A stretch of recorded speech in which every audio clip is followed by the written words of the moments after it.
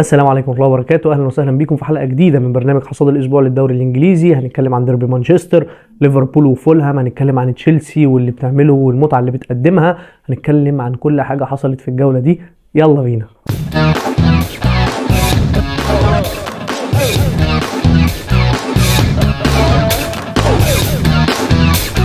طبعا كالعادة نبدأ الفيديو بتاعنا بأقوى ماتش كان موجود أو المفترض ان هو يبقى موجود، وهو ديربي مانشستر يونايتد. وخلينا نقول ديربي مانشستر يونايتد ده فيه أبعاد كتيرة قوي. أول بعد هو تاني انتصار لأموريم على جوارديولا، الاتنين قدام بعض. أول انتصار كان لما أموريم ماسك سبورتنج لشبونة وغلب السيتي 4، وده تاني انتصار. طيب تاني بعد ايه يا باشا؟ أموريم تاني مدرب في التاريخ يكسب أول ديربي ليه في مانشستر بعد السير أليكس فيرجسون، وده حاجة مش سهلة، ولا هو رقم سهل ولا هو لقب سهل ان هو ياخده. تالت حاجة ليه أموريم وجمال أموريم وإدارة أموريم، الراجل اللي استبعد راشفورد وجرناتشو رغم ان هو كان قرار صعب جدا. انت في فترة صعبة، انت بتخسر، لسه ما وقفتش على رجلك، تستبعد اتنين من نجوم الفرقة لأسباب أيا كانت هي ايه، بس من وجهة نظره ان هم كانوا يستحقوا العقوبة. وبيستبعدهم ازاي؟ برسالة على الواتساب قال لهم ما تجوش الماتش. يا جماعه انا ما بهزرش ده مش افيه، هو اللي طلع قال كده، وطلع قال النتيجه لو كانت متغيره الكلام كان هيبقى متغير، وان انا استبعدت النجوم وي وي وي، بس انا كنت هطلع اقول نفس الكلام. الراجل عنده رولز اللي بيخرج عنها مش هيلعب. اتنين نجوم استبعدهم، والراجل بيلاعب مين؟ بيلاعب انتوني المضحك المهرج العبيط اللي الناس كلها عارفه ان هو ما بيعرفش يلعب كوره، بيلعبه قصاد ان هو مريح اتنين من الوينجات النجوم بتوعه لمجرد ان هو يثبت على قراره، وبيكسب 2-1 باداء مبهر لمانشستر يونايتد. وده بيخلي يا جماعه اوضه اللبس كلها، مش هقول في رعب، هيخليه مسيطر سيطره تامه في اوضه اللبس. اي لعيب عارف ان هو لو خرج عن اللي اموريم عايزه مش هيلعب، ومش فارقه معاه. الفرقه ما بتقفش على حد، مفيش فرقه بتقف على اللعيب. ده الرساله اللي كان اموريم عايز يوصلها، وفعلا وصلها. الراجل بدا بتشكيله اعتمد فيها على نجم الفرقه الفتره اللي فاتت، هو عماد ديالو، اللي الصراحه الراجل قدم اداء مبهر قدام جوارديولا. الراجل لو كان عنده شعر كان شد شعره منه. الراجل عمل كل حاجه ممكن تتعمل في الكوره فعلا، من ضربه جزاء لجون لكل حاجه ممكن تتخيل ان هي تتعمل الراجل عملها. جوارديولا خلانا نشوف الشوط الاول مستوى جديد من السيتي، مش جديد، مستوى جديد عن الفتره اللي فاتت. شفنا السيتي واقفه على رجليها، شفنا السيتي بتهاجم، شفنا السيتي بتجيب جون. جافارديول المهاجم الوهمي اللي هم جايبينه بيجيب جون تاني، وبيتقدموا 1-0. بس المشكله ان جوارديولا ولاعيبه السيتي رضيوا بالجون. قال لك يا باشا بس ده ديربي مانشستر، احنا بقالنا كتير بنخسر، هنكسب ونكسب الديربي، نطلع نبمبك ونقول كلمتين في المؤتمر الصحفي، كفايه كده، احنا هنلعب على دي. بس على الناحيه الثانيه اموريم ما كانش راضي بان هو يخرج خسران اول ديربي ليه.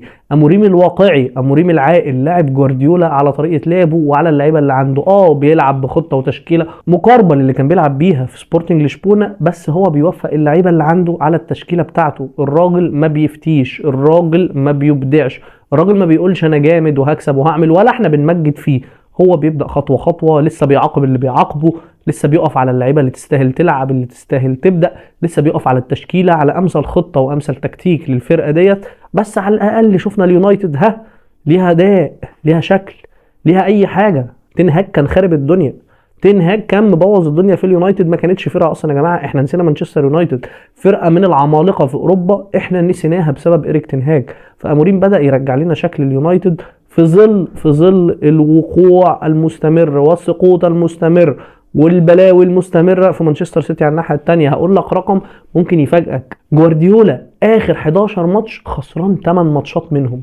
طيب هتقول لي ايه المشكله؟ اداؤه وحش وبيخسر. هقول لك المشكله ان قبل ال 11 ماتش دول جوارديولا اخر 106 ماتشات خسران برضه 8 ماتشات.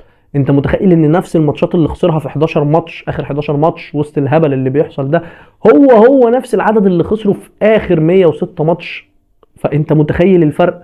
تلعب 11 ماتش تخسر 8، ولا تلعب 106 تخسر 8؟ اداء غريب قوي من السيتي. ومش هنقول بقى المره دي غياب رودري، لان في لعيبه كتير رجعت، كيفن دي بروين رجع، فودن رجع، هالاند موجود، ومش رودري اللي خلى جافارديول يطلع الكرة بكعبه. الراجل اصلا مش واقف على رجله، الراجل مش فاهم هو بيعمل ايه. لعيبه السيتي بتترب وبتتخض لما تيجي كرة عليها، ما بيبقوش عارفين يعملوا ايه. انت بتعمل ايه؟ انت بتعمل ايه يا جافارديول؟ والله العظيم بتعمل ايه؟ يعني ازاي بتطلع الكرة بكعبك كده؟ اي مدافع في الدنيا يا عم، اي مدافع عندنا في الدوري مصطفى الزناري كان هيطلع الكرة عادي. لكن ايه اللي هو بيعمله ده بيقول لك ان نفسيه لعيبه السيتي مش موجوده، ده بيقول لك ان الضغط العصبي على لعيبه السيتي عالي، اللعيبه مش مركزه، اللعيبه خايفه، اللعيبه متوتره. طيب ليه وصلوا للمرحله دي؟ الله اعلم. طب هنعرف امتى؟ الله اعلم. صدقني مفيش اي حد هيعرف يقول لك السيتي اللي هي فيه ده بسبب ايه غير جوارديولا نفسه، اللي طلع في المؤتمر الصحفي وقال لهم يا جدعان خلاص بقى، يا جدعان خلاص انا مدرب وحش يا جدعان، ما خلاص بقى، ما انا مش لاقي حاجه تانية اقولها، انا مدرب وحش اعمل ايه؟ طيب هتموتوني انا وحش. ده اللي جوارديولا قاله في المؤتمر الصحفي. الراجل فعلا مش لاقي حاجه تانية هيقولها، ولا لاقي اي حاجه يعملها، ولا انا كسبت 6 بطولات ورا بعض، ولا 6 دوري ورا بعض، ولا تشامبيونز ليج، ولا خلاص الراجل مش لاقي. 8 ماتشات بتخسر، وبتخسر الديربي في ملعبك، وي وي وي فالراجل خلاص مش لاقي سبب، وفعلا مش عارف يحط ايده على البلف زي ما بيقولوا، زيه زي عم كارلو انشيلوتي في ريال مدريد.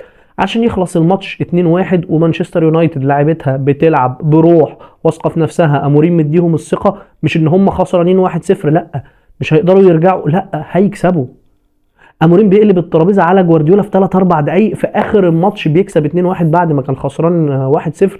وده برضو يقول لك الفرق، ان اموريم مدرب عالي، اموريم مدرب ماسك اوضه اللبس، اموريم مدرب مدي اللعيبه ثقه في نفسها ان انتوا هتعرفوا ترجعوا حتى لو اخر دقيقه في الماتش، هتعرفوا تكسبوا حتى لو اخر دقيقه في الماتش، مديهم ثقه في نفسهم ان اللي في الملعب زيه زي اللي بره، حتى لو اللي بره هو راشفورد ولا جرناتشو ولا هو نجم الفرقه، بس انا معاقبه ومش هيلعب.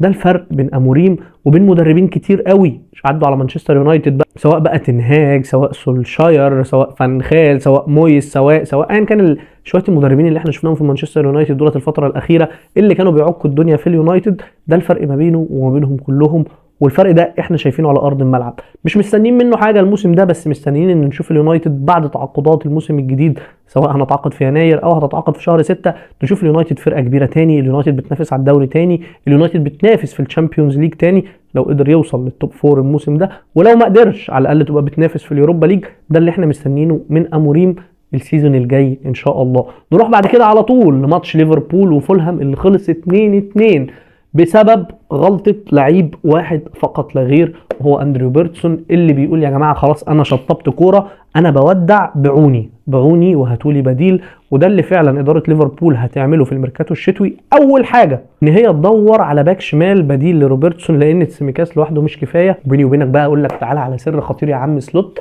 عندي ليك 2 باكات شمال حكايه، واد اسمه فيرلان مندي كده اسمراني واقرع، والتاني جنبه اسمه فران جارسيا، الاثنين جامدين قوي هيعوضوا لك روبرتسون. خدهم وادي ريال مدريد ارنولد، واسمع مني صفقه ربحانه، والله صفقه ربحانه، اتكل على الله يابا وشيل.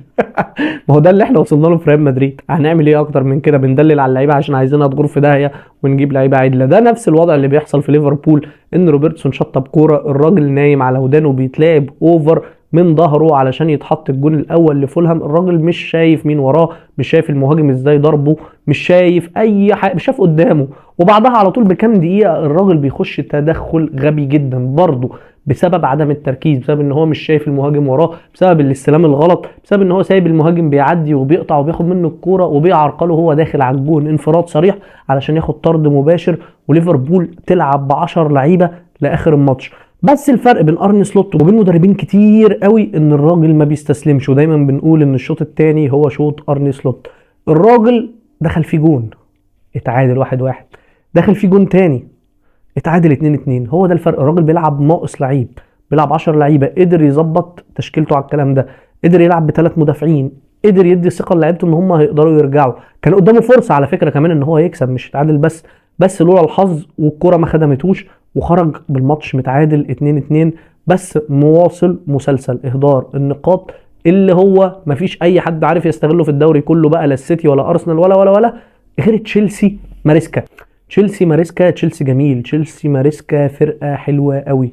ماريسكا عمل من شويه عيال والله العظيم بيلعبوا في الشارع والحواري فرقه، نفس اللعيبه دي هي اللي كانت موجوده مع كل المدربين اللي فاتوا في تشيلسي، بس ماريسكا قدر يعرف يعمل تشكيله منهم ويخلي اللي جوه زي اللي بره، يخلي اللي في الملعب جامدين، قدر يولف توليفه كده زي ما بيقولوا، يعمل حته محوجه جميله كده علشان خاطر نشوف تشيلسي بالمنظر اللي احنا شايفينه ده. الماتش اللي فات تشيلسي وبرينفورد، كول بالمر النجم بتاعهم ما شفناهوش كتير، بس كان في نجوم كتير تانيين في الماتش. سانشيز نجم سانشيز تصدى لكميه كور كتير قوي كانت ممكن تغير نتيجه الماتش.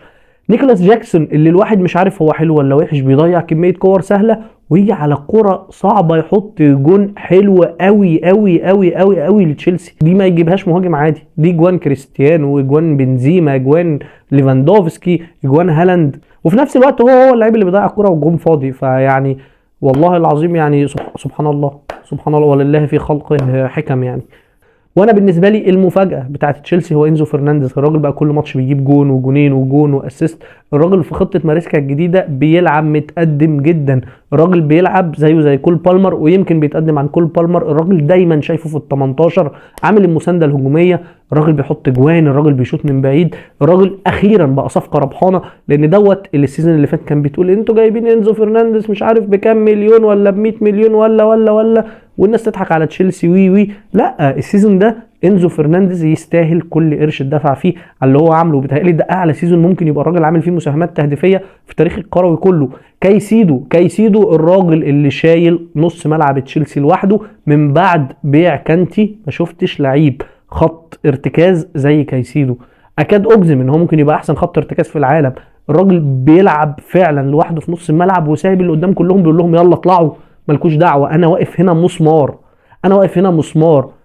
باسز هقطعها، تاكلز هعملها، هجمات هبوظها، لكن انا مش عايز حد فيكم يقلق. عايز بالمر تطلع اطلع يا بالمر، عايز انزو تطلع اطلع يا انزو. الثلاثه اللي قدام مش عايزكم ترجعوا. ده اللي كايسيدو بيعمله. التطور الرهيب في اداء كايسيدو دوت الوحيد اللي يسأل عليه هو ماريسكا اللي زي ما بيقولوا عمل من الفسيخ شربات. وصلت تشيلسي ان هي تبقى تاني الدوري. والمفاجاه يا جماعه ان لو ليفربول وقعت الماتش الجاي قدام استون فيلا، تشيلسي هتبقى اول الدوري لو كسبت. ليفربول انا عارف ان هي لسه ليها ماتش مؤجل، بس احنا بنقول حتى لو حاجه معنويه هيبقوا اول الدوري مؤقتا يا عم لحد ما ليفربول تلعب مؤجلاتها.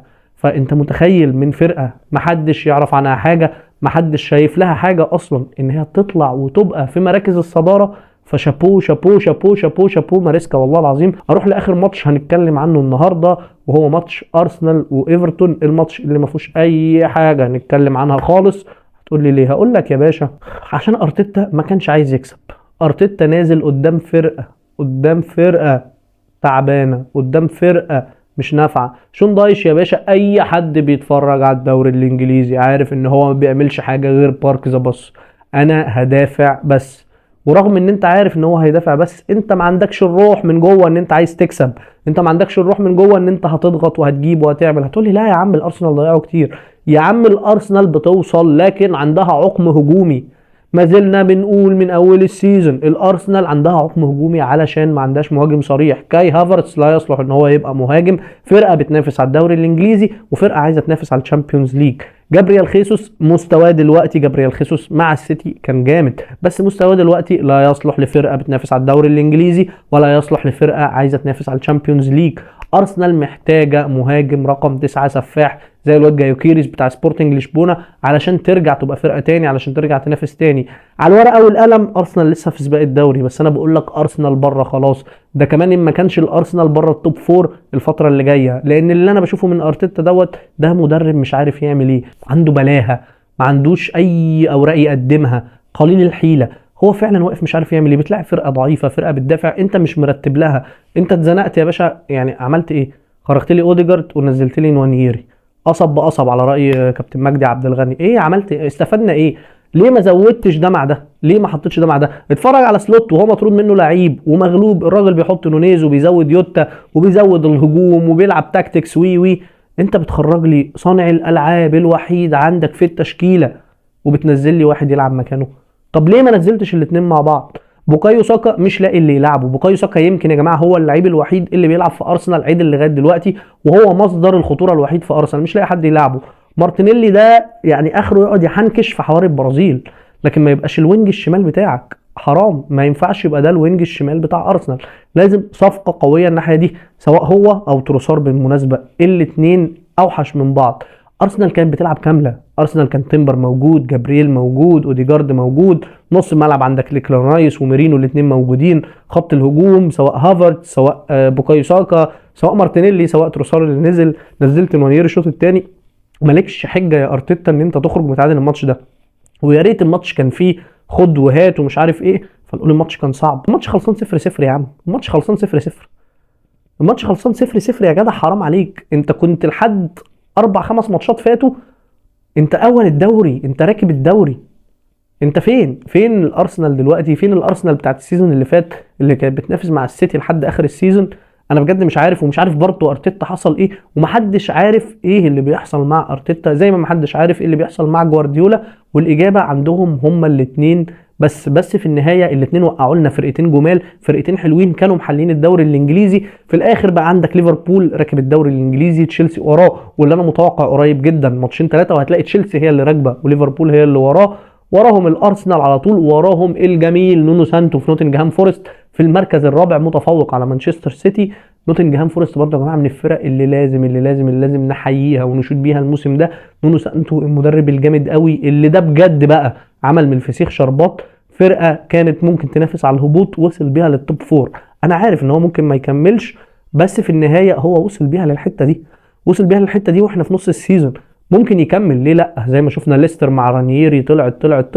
طب ما نوتنجهام مع نونو سانتو ممكن نشوفها السنه الجايه في الشامبيونز ليج وترجع امجادها بقى. بالمناسبه يا جماعه نوتنجهام دي فرقه معاها 2 شامبيونز ليج، ما هياش فرقه قليله ولا بلا تاريخ تماما.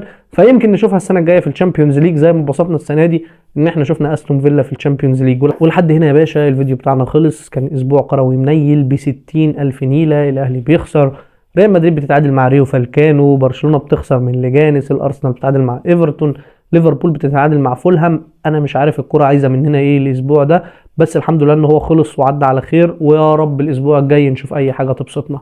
لو عجبك الفيديو اعمل لايك وشير، ولو لسه مشتركتش في القناه فضلا وليس امرا يا ريت تعمل سبسكرايب. تشاو.